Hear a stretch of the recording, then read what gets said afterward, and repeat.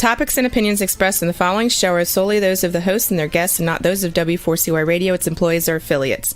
We make no recommendations or endorsements for radio show programs, services, or products mentioned on air or on our web. No liability, explicit or implied, shall be extended to W4CY Radio or its employees or affiliates.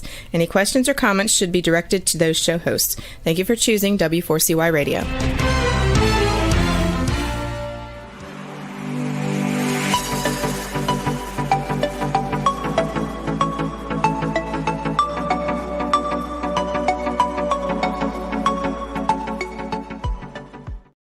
Well, hello and welcome to the Bill Martinez Show. We are live. We're going to be talking with Alex Traiman, Jerusalem Bureau Chief, reporting on the latest from the Israel-Hamas war.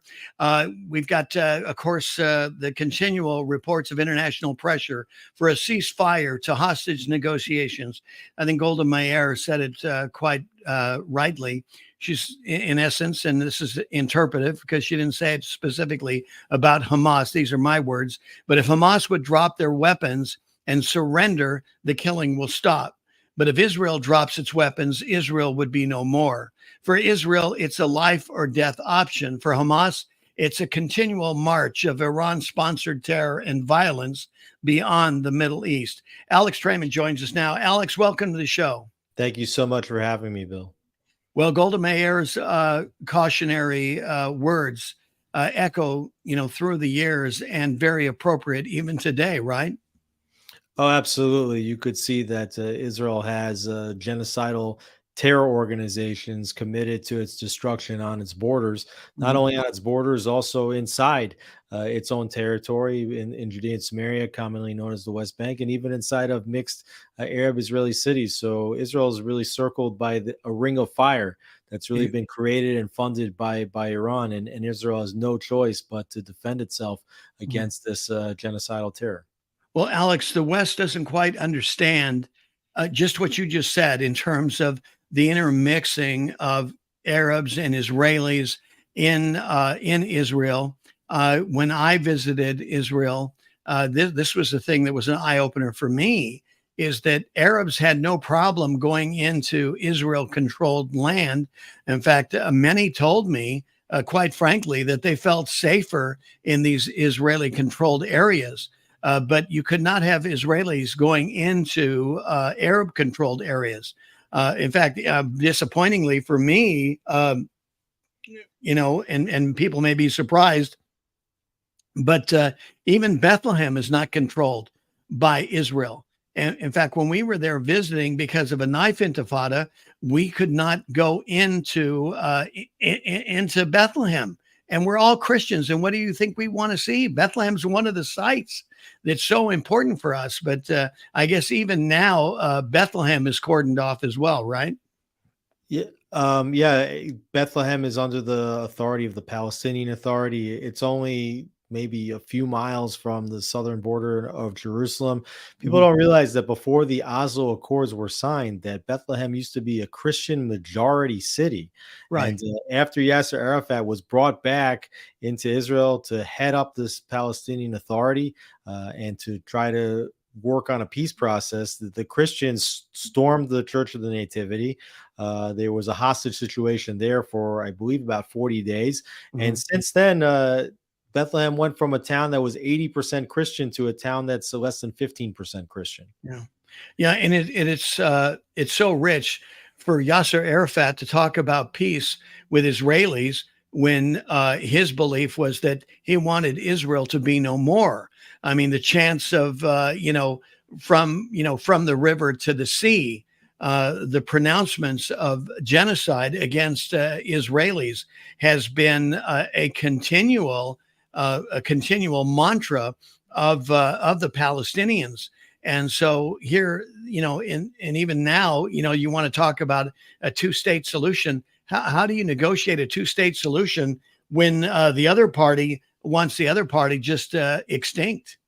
Yeah, you can't make peace with terrorists. I mean, I think that that's one of the most obvious ideas that could be circulated, but it's so confusing to so many. And people, the international community has been pushing Israel to turn around and to make peace with avowed terrorists that seek the Right. continued violence and destruction of the state of Israel. And, I think you made a very, very important point earlier before about how Arabs feel safer inside Israeli controlled towns. And this is the paradox of the Israeli Palestinian conflict, is that the areas where Israel has the least amount of control are the areas that become the largest havens of terror, the most Exactly. weaponized areas of terror, and the areas in which the IDF has control, and in the areas where Israel has even economic and administrative control are all safer than the places in which Israel doesn't have control.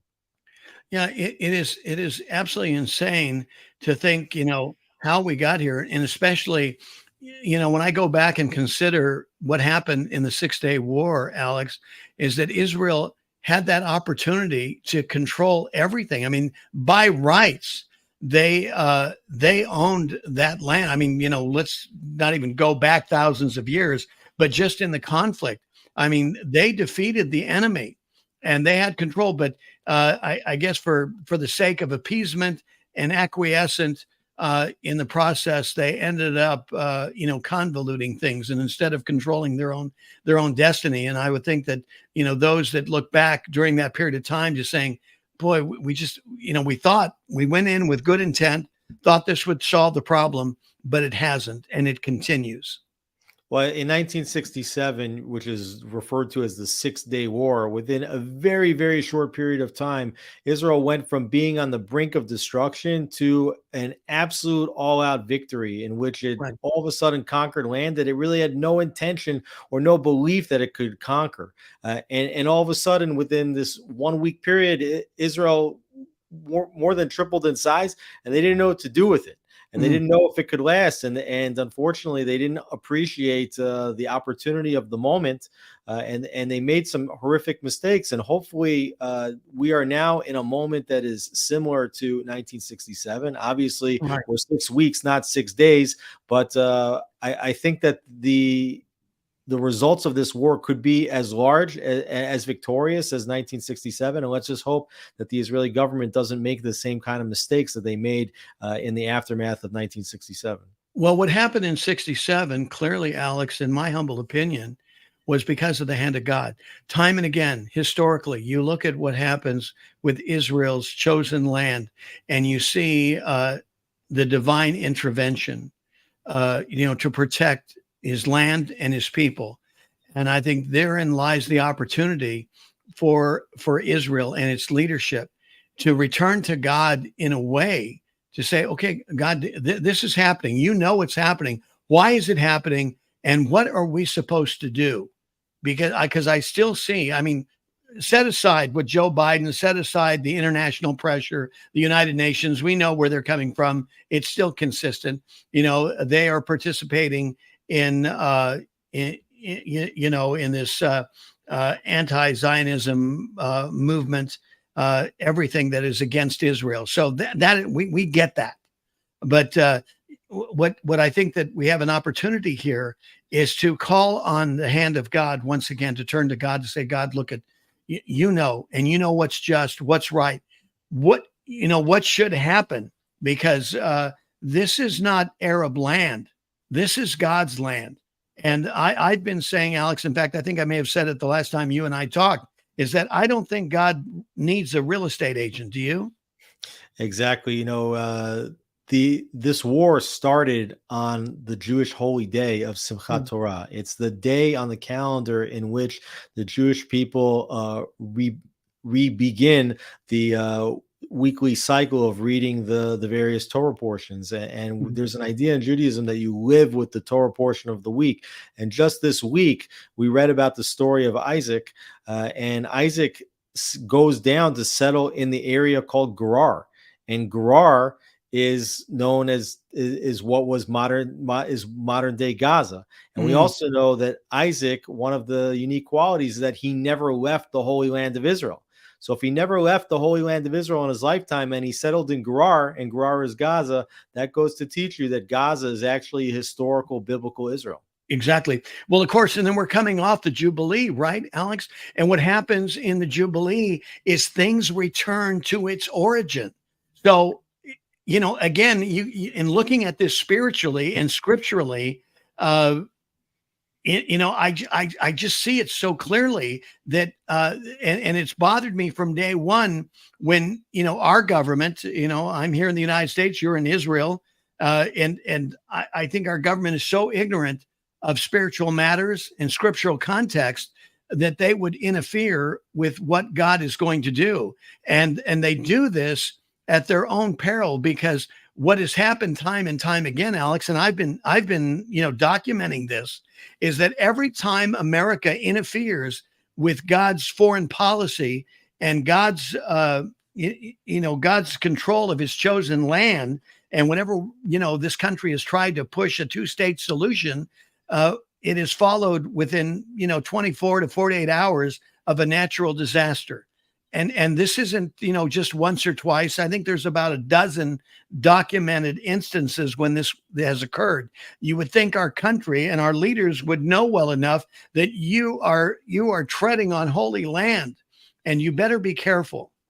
Yeah, I think you can look at the precedent, right? The United States took over the mantle as the world's moral policeman and moral leader from the British. Okay. Right. And the British had a huge empire around the world, and the British had a singular mandate. If you type British mandate into Google, you look what the mandate for Britain was.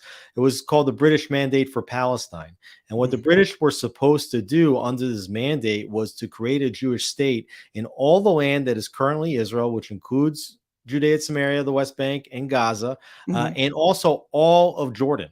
Was all supposed to be for a Jewish state after World War II, after the Jews suffered the horrific ethnic cleansing genocide of the Holocaust. And this was their singular mandate, and they failed to do that. Not only did they divide the land and install a Hashemite rule in Jordan and cut 3/4 of the land, but now they similarly tried to divide the land again between Jews and Palestinians. So they failed in their mandate. And what happened to them as an empire? They lost their entire empire because they did not fulfill their singular mandate to create a Jewish state in all of the land, which was at the time called Palestine. And Palestine back then referred to a Jewish state, not an Arab one.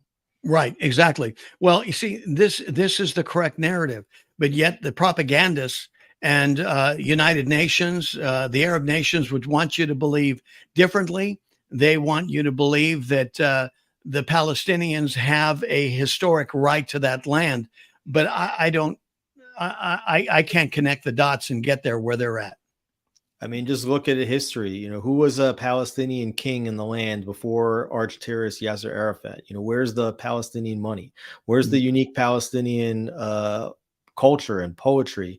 There's just none of that. The PLO, which was founded by Yasser Arafat and committed to Israel's destruction, was founded in 1964, 3 years before Israel took over the lands that were occupied by Jordan and Egypt in 1967 in that war.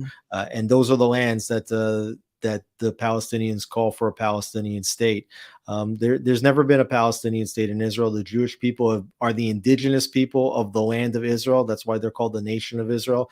Right. Jews are called Jews because they're from the biblical province of Judea.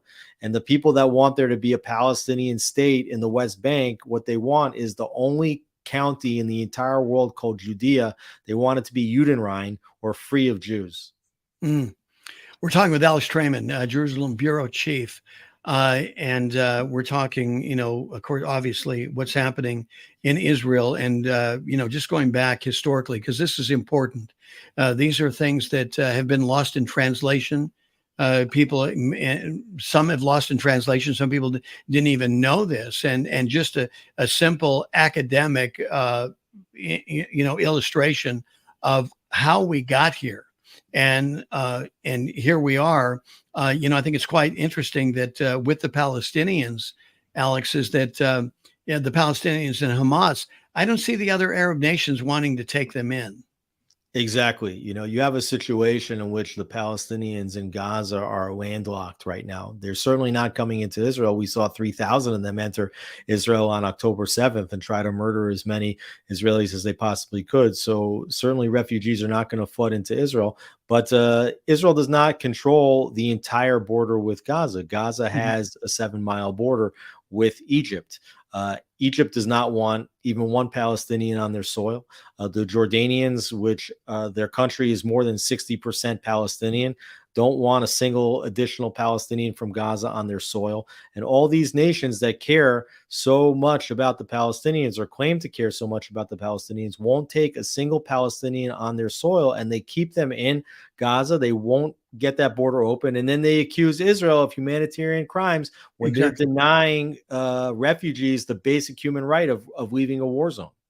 Alex, is it fair to consider that these other Arab nations who have, who look at these Palestinians in the Gaza that have been so indoctrinated, since what, '08, '07 with Hamas, and they have been oppressed by this government. Are they fearful that if they interject these Palestinians who have been indoctrinated by Hamas, that they could bring that into their countries?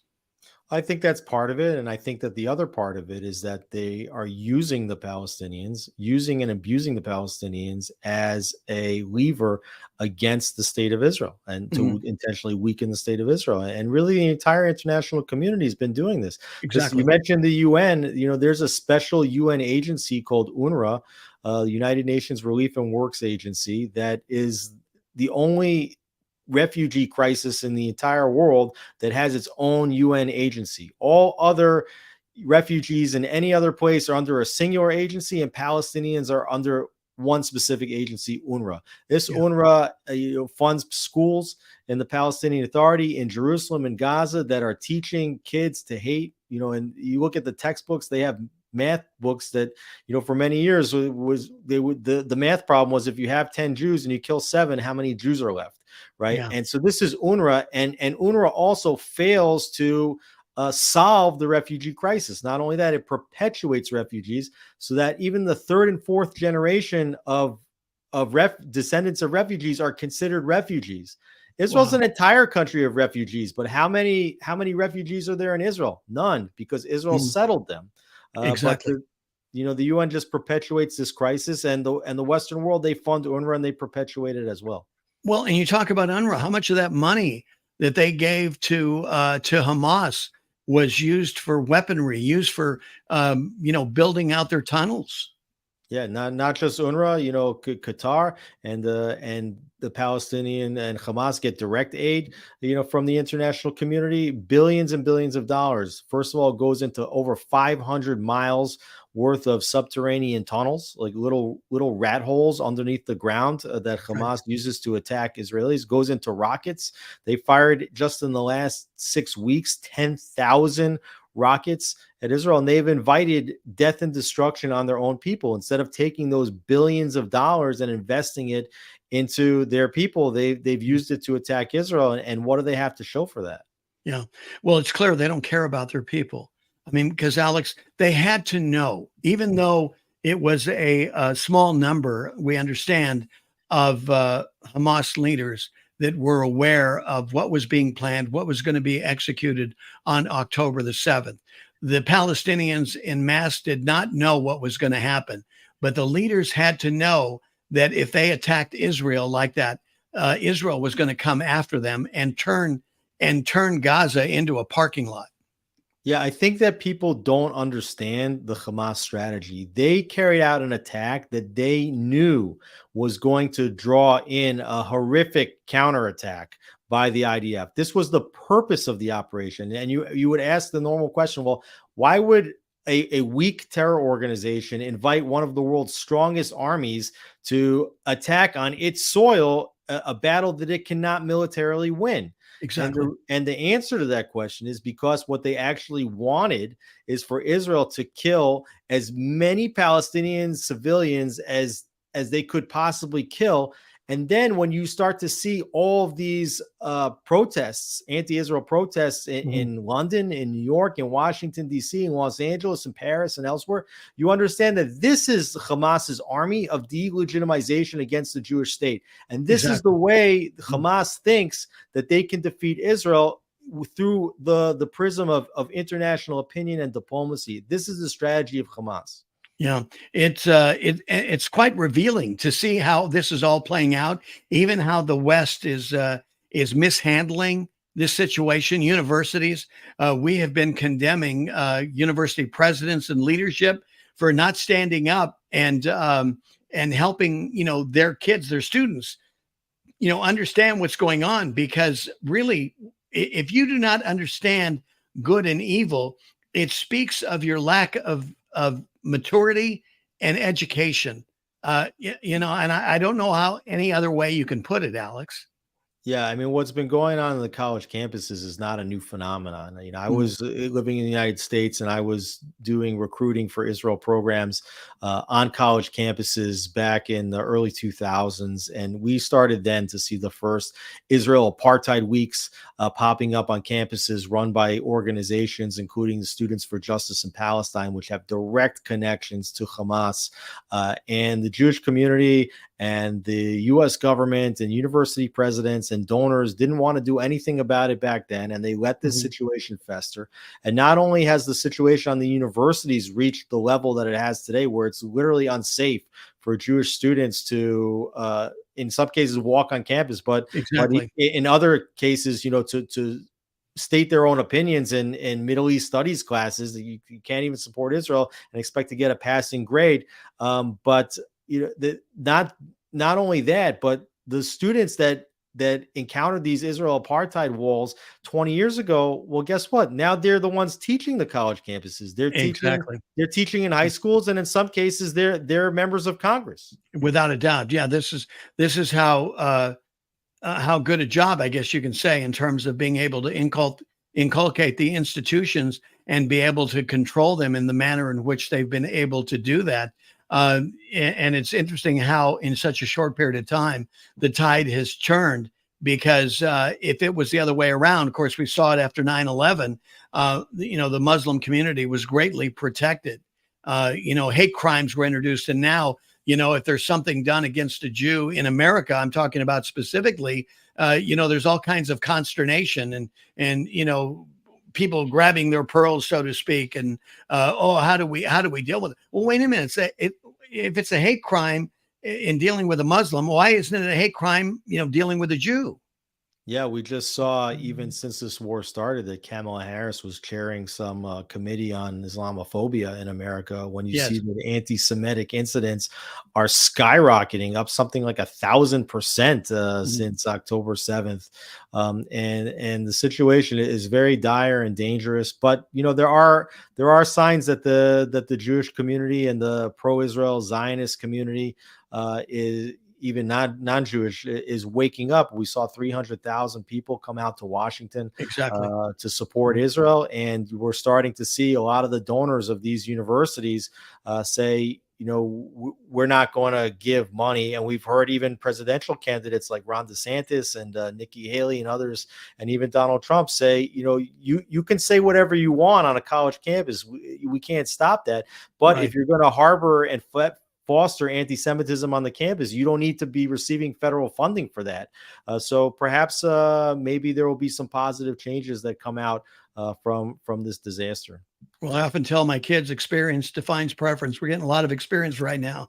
And so it's up to, certainly in our case, in America, we the people, the Americans, to make up their minds and realize that they cannot let it happen. I mean, this is how we got here and find ourselves in this position here in America today, Alex, is that we have been asleep at the wheel, admittedly. And the churches, particularly that support Israel, are waking up in record numbers. And because we go back and, appreciate what God said very clearly is, in that Abrahamic covenant, that those who bless you will be blessed and those who curse you will be cursed. And this is what we're seeing. And and there are reports clearly on the side of those peoples who are blessing Israel, God's true to his word and nothing has changed. That's still the case. And those who curse Israel are getting the curse of God. And, they can be in denial, but, you can just see what's happening there in the Gaza as just a minor example. Other reports that, media does not want to report on are also evident as well, because again, God is faithful to his word. Yeah, absolutely right. A former former Israeli ambassador to the United States, Ron Dermer, who's now Yeah, Minister of Strategic Affairs and a member of Prime Minister Netanyahu's war cabinet. He said very clearly that the bedrock of American support for the state of Israel is rooted in the Christian Zionist community. exactly. Just in terms of the numbers, and you look around the world right now, you see how Israel gets beat up in international forums and by Europeans and by the Arab League and others. And Israel can use a strong friend in the United States. And if it wasn't for the Christian Zionist community, I don't know how many friends Israel would have in the world. But there's a risk, because we see even among younger people who are influenced by TikTok and other social media channels, the support for Israel is waning as you go younger and younger in the population. So I think that the Christian Zionists out there, especially, they have to do their best to really educate their kids and their grandchildren Exactly. to support Israel the way that their parents did, to make sure that Israel does have a strong ally. In fact, the strongest ally in the entire world, which would be the United States. Exactly. Well, barring a revival, barring a return to God and an awakening of the United States, you look at the trajectory of what's happening in the Middle East. I've always maintained, Alex, that when Israel became a nation again in 1948, on God's prophetic clock, in his schedule, in his calendar, it was if the hour hand of God's prophetic clock was set. And what's been passing since 1948 are minutes and seconds. So, most of us are not fooling ourselves. We're praying for revival. Should God decide to, give America, the world, a Nineveh moment, so to speak, a chance to return to him and be revived, we will be eternally grateful. But regardless, if we are on the timeline and we continue to move to the final chapter of the book of Revelations, then we will be thankful to God, because we know how it ends, and that the Messiah will come. There will be a new heaven, new earth, that peace will be the order of the day, and this contention in this fallen world that we've been dealing with will be no more. But until then, we're fighting the good fight of faith, being aligned and in unity with with the Holy Trinity, the Father, Son, and Holy Ghost, to do His will and do His bidding here until He should come again. And that's that is our prayer, and that is our expectation. That's where our faith lies, because we serve a faithful God. Yeah, absolutely. Christians really have to delve into their faith at this time. Obviously, the Jewish faith has some different beliefs, Right. but it looks like what Christians and Jews share in terms of common values are so deep, and in terms of the vision of the future of what Jews and Christians believe. It is a peace in Israel, and it's a temple in Israel as a house of all nations. Right. And I think we're living in very special times, where we're seeing the complete rebuilding of Israel and of Jerusalem. And you're witnessing, living in real time, the total transformation of the Middle East, in which countries like the United Arab Emirates and Bahrain and Morocco and North Africa, Sudan, have all already normalized relations with Israel. Saudi Arabia, the seat of Islam, is on a path toward normalizing relations with Israel. And at the same time, we're seeing how Israel is actively at this moment fighting against and defeating the forces of evil in the region, all of which are funded by Iran, which is this maniacal Muslim Islamic Republic that Mhm. just seeks a hegemony in the region. And if Israel will succeed in wiping out Hamas, destroying Hezbollah, I think that you're going to start to see even faster development of Israel as a regional superpower, as a global superpower, and a country that's able to make peace with all of its neighbors. Exactly. Alex, between now and the final chapter, you know, the Christians, uh, doctrine and Jewish doctrine. I'm excited because we all end up at the same place. Yeah, You know what I'm absolutely. saying? I Yeah. mean, in between time, okay, we'll get through it, but we're all heading to the same exit here, and I'm excited about that. And that's what holds us together. I want to go back and talk a little bit about what Hamas thought was going to happen, and I think because I thought they might have even considered that Hezbollah would have been more involved. They have been sending missiles, from the north into northern Israel, but we don't see a full release of whatever 150,000 missiles supposedly they have to the ready and pointed at Israel.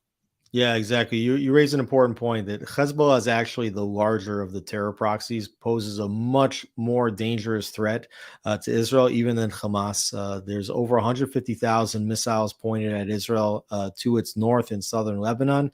And these are not like the Qassam rockets that Hamas is firing. These are long range missiles. Many of them are precision guided. They can deliver much more serious payloads than the Qassam rockets that Hamas has, and it's a very, very dangerous threat. And while they haven't started firing all of their weaponry, they have already fired over 1,000 times mortars, anti-tank precision guided missiles, and drones into Israel. And the border between Israel and Lebanon has just continued to heat up, and it does seem like the red line is about to be crossed. I mean, the international community is pushing Israel not to reply with full force to the Hezbollah aggression, but at a certain point, I think that it's very, very likely that Israel will have simply no choice and will have to go into southern Lebanon. You'll start to see the scenes in Lebanon similar to the ones you're seeing now in Gaza. Well, the other thing too, you got the Houthis that are sticking their thumb in the eyes of Americans. You've got military outposts in Iraq that are being bombed. This is all being sponsored by Iran.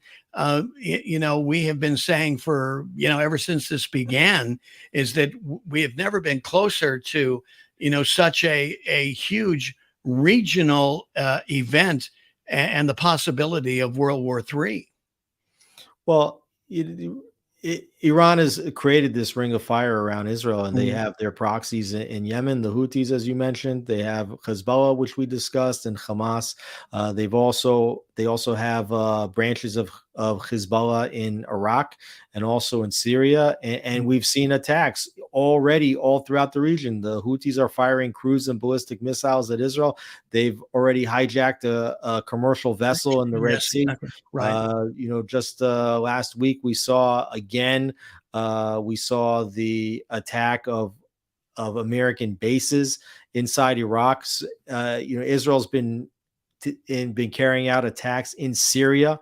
So this is already a regional war. And the question is if players outside the region will get involved. I think that Israel can handle these challenges by itself. But at the same time, we see that the United States has already sent over two USS carrier groups, the Eisenhower and the Ford carrier groups. There's enough firepower from the United States, more than most nations possess.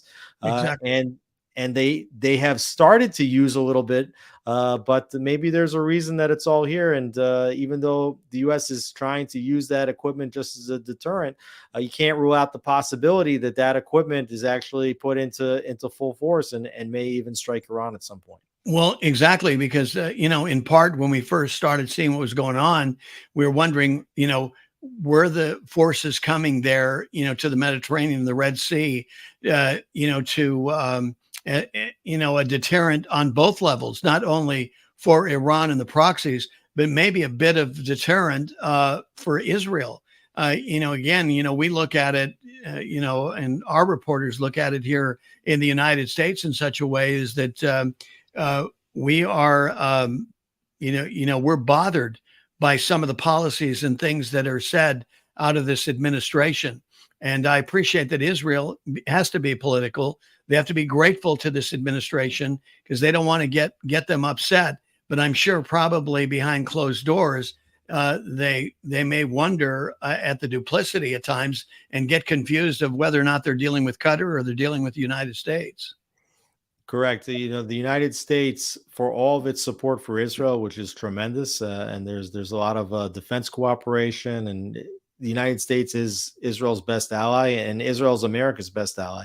But at the same time, when you look at the policy of the United States, they provide funding to the Palestinians. They pressure Israel to cede land to Palestinians, despite the fact that the Palestinians have done nothing over many years to indicate that they want to make peace with Israel. But worse yet, they've been providing funding to Iran. And Iran is using these funds to do two things. Number one, to develop illicit nuclear weapons as it calls for death to Israel. And two, to fund its terror proxies all over the region, including terror proxies that sit on and even inside Israel's own borders. So you have to ask yourself, why is it that an ally is funding the enemy at the same time? Yeah, that's what I mean. This is the duplicitousness of this country. Alex, and I'm sure you've been following this as well. What did you make of the reports and the reveal that a lot of this funding, yes, we know that has come from Iran, but a lot of it's being done through the mechanism of Bitcoin? Yeah, the IDF's been tracking this for a long time and has actually gone into digital wallets in Gaza to remove funding that's come via Bitcoin. This is part of the whole cyber war that takes place below the surface. Right now, everybody's looking at the Air Force strikes and the rockets being fired in the tunnels, but these wars are economic wars. They're cyber wars. They're reports that October 7th involved a cyber hack on IDF communications infrastructure, which would explain why it took so many hours for the IDF to respond to the infiltration on October 7th. So, all of these methods are all part of the greater war for Israel's security. Yeah, without a doubt. I wanted to address, the hostage exchange. Reports, this past week that there was going to be an exchange of up to 50 hostages. I will advise our viewers that we are pre-recording this, so there, there will likely be an update on whatever we talk about regarding the hostages. But the mechanism is that Israel will cease, I guess, do some sort of ceasefiring or dial back its offensive against Hamas in order to allow for this exchange. Women and children only, right?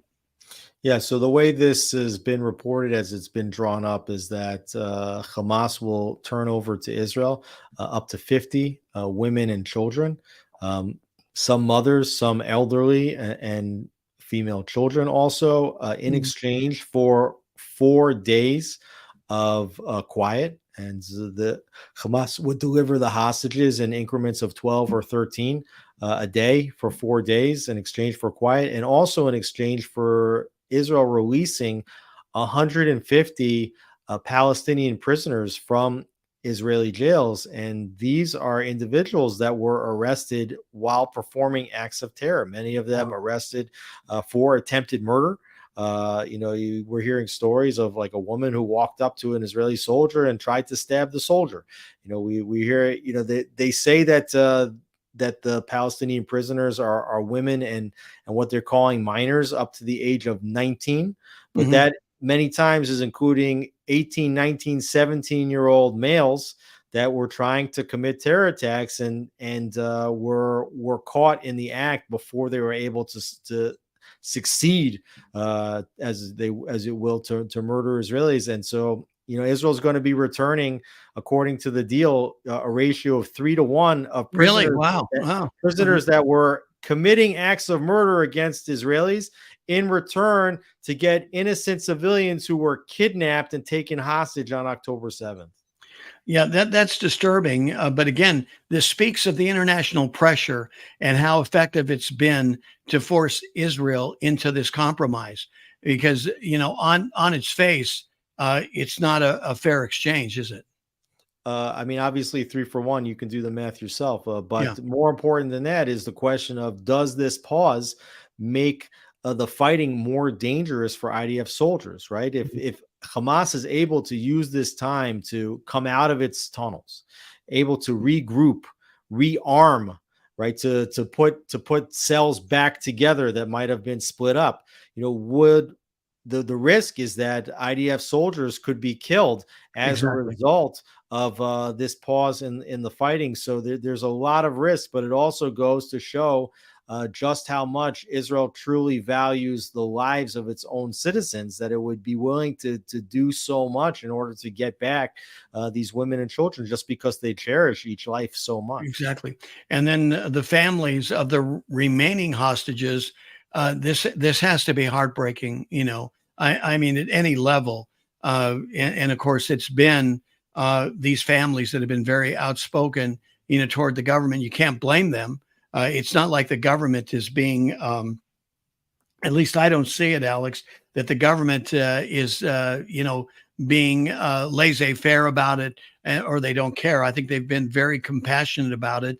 Otherwise, if the hostages didn't matter, they would have already leveled the Gaza a long time ago, right?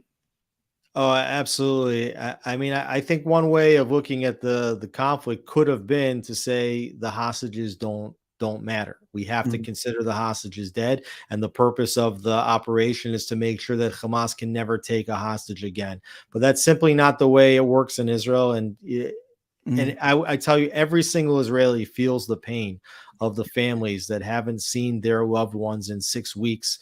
We're talking about elderly. We're talking about Holocaust survivors. We're talking about women. We're talking about children. We're talking about toddlers. There was a mother that is reported to have given birth while pregnant mother while in captivity. And there's so much pressure. Nobody would want to be one of these families, especially on the eve of a deal like this, not knowing if your loved one is going to be coming back, waiting with anticipation to see if one of those people coming across the border is your loved one, and then waiting the next day and the next day and the next day to see if that's going to happen. And then what happens if the loved one is not one of those 50 that was returned? What's the chances of getting them back later after this deal is over? So it's a tremendous pain, and it kind of makes you understand why the Israeli government would go to such lengths to bring back the hostages, even when on a military level it seems to be a miscalculation. Well, I can tell you, here in the West, having celebrated Thanksgiving, which is a time for family,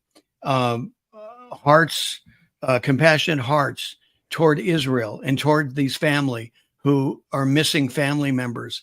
We look and relate to it in such a way as, what would it be like at our Thanksgiving dinner table if one of the members of our family, and we do have this anyway, just in, with all that's happened, death is part of the experience, and no matter what nation you're in. But when we see what's happening in Israel, and that there are family members that are missing and not with their families, not that you're celebrating Thanksgiving, but, you're celebrating the holidays, you're celebrating the Sabbath. There are other instances. Yes, we can relate to it. We've got a couple of minutes left here, Alex, and I wanted to get your read on, the IDF has been very particular about sending footage to media and demonstrating how Hamas has violated the Geneva Accords by utilizing schools, and where they've, you've seen missile launchers out of their classrooms. Excuse me. You've seen also the tunnels underneath the hospital. And yet you will have some in the international community going, well, we haven't verified it. Well, go verify it then.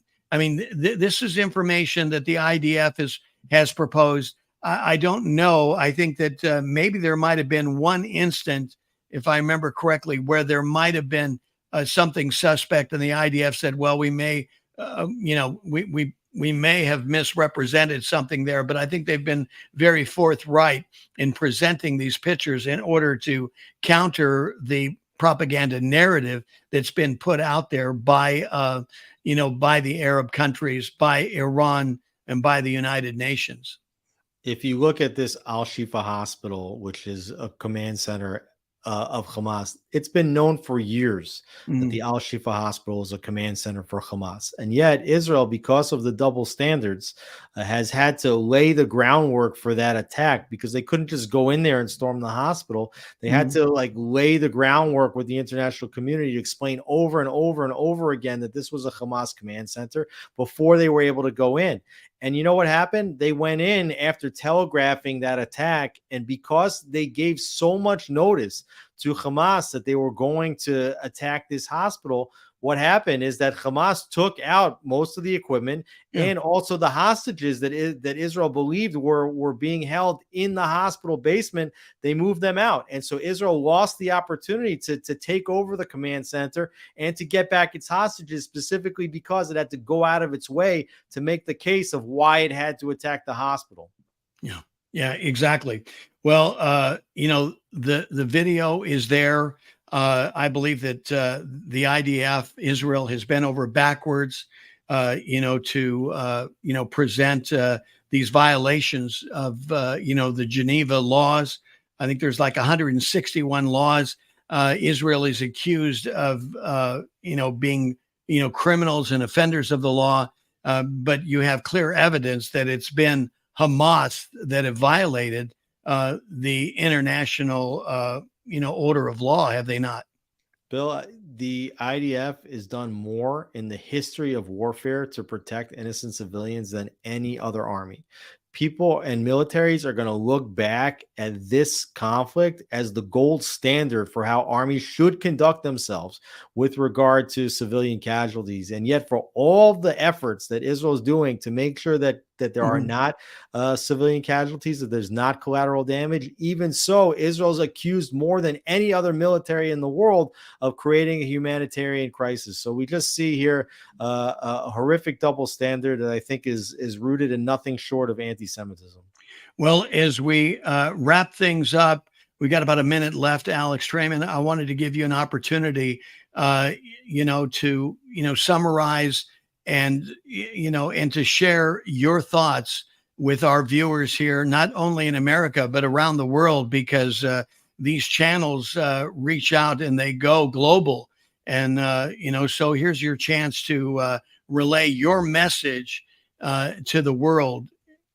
Well, two messages. Number one, that the IDF is going to win this war because it has to.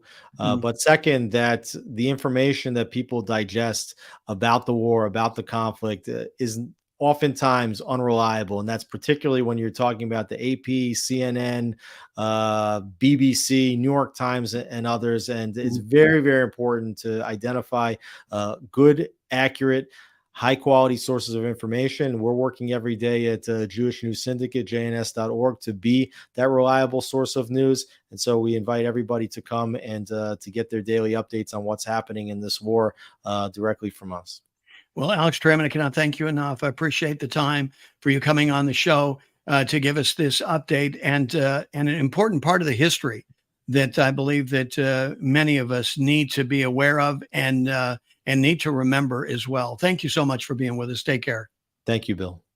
Our gratitude and thanks to Alex Traiman, Jerusalem Bureau Chief, with the latest on Israel-Hamas war. And our thanks to you for sharing a part of your day with us.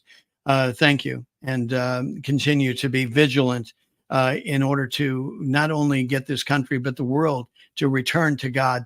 Thank you so much for being with us. May God bless you and keep you. May his face shine upon you. May he be gracious unto you and give you his peace. God bless. Happy Thanksgiving, ladies and gentlemen. Take care. God bless.